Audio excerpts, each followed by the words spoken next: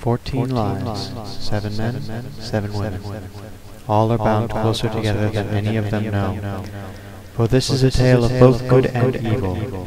All of them are tied to destiny as the world around them collapses.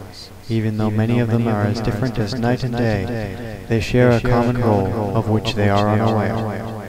These 14 lives are destined to destroy a great evil. Or perhaps they shall only destroy each other, for each life contains its very own share of evil. Nothing in this world is truly black and white, after all, and nor will it ever be. Now it is time for the pieces to introduce themselves. 5. The Gambler. Lanter looked up from his cards. He was confident that he had already won this game, but he was ever so careful not to show it. He always had the same slight grin on his face, whether he was winning or losing. "What's this you were saying about life, mister?" one of the other players asked him. "Huh? Oh yeah. See, the way I see it, life is like gambling. No matter what you do, you're taking a risk. And if you aren't taking risks, then you aren't living." Lanter adjusted his wide-brimmed hat, always making sure to keep his eyes hidden in the shadows beneath its brim. "Yeah, that makes sense," another player at the table began to say, but Lanter cut him off. "And the more you put at stake, the better it is, because of the thrill.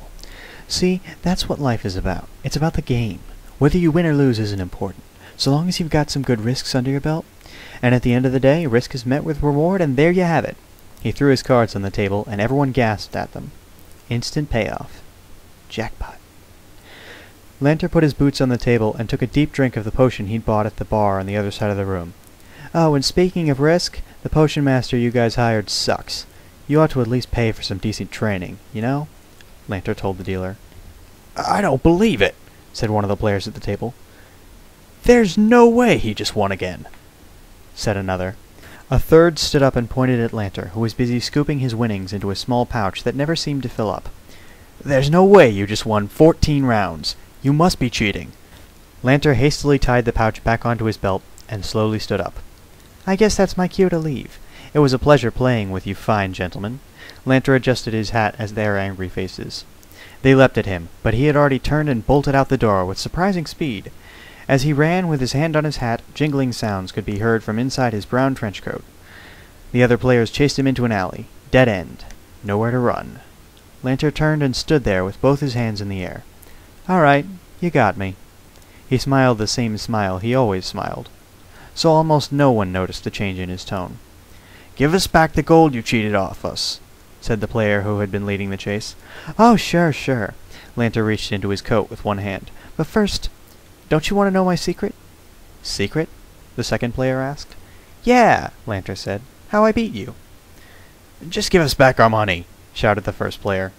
The third player put his hand out in front of the first and stepped forward. "Let's hear this secret you got. But I'm warning you, if this doesn't really work, then you're gonna hurt. Hear me?"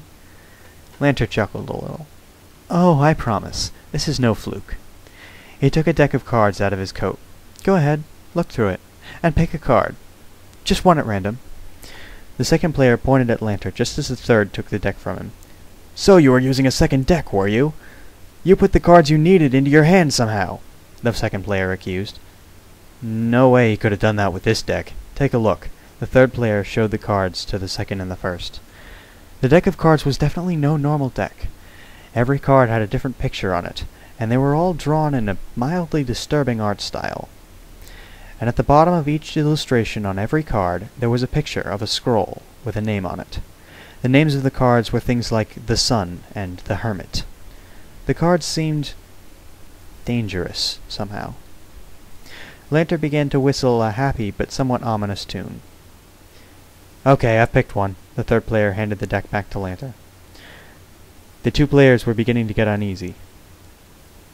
Lanter shuffled the deck rapidly, his fingers moving expertly as if he had done this a million times before.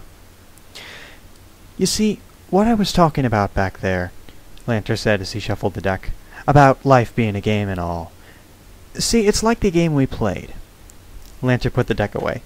"Hey!" the third player said. "What was the point of having me pick a card if you're not even going to guess it?" Lanter quickly flourished his arm, and suddenly there was a card in between his first two fingers. "Was it this one?" he asked, holding up the tower. The third player smiled, and put his fist into his palm. Lanter turned the card around and looked at it for a moment. "Huh," he said. "I was hoping for death, or maybe even the hanged man. But I guess you gotta be wrong once in a while. Oh well. That's okay, because..." As he was talking, the third player threw a quick punch at him.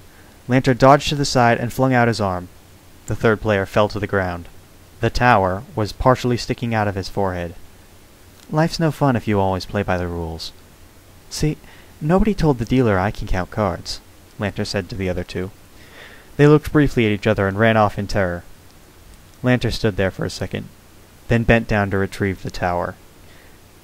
He wiped the card on the dead man's shirt and left the alley, whistling the ominously happy tune as he walked.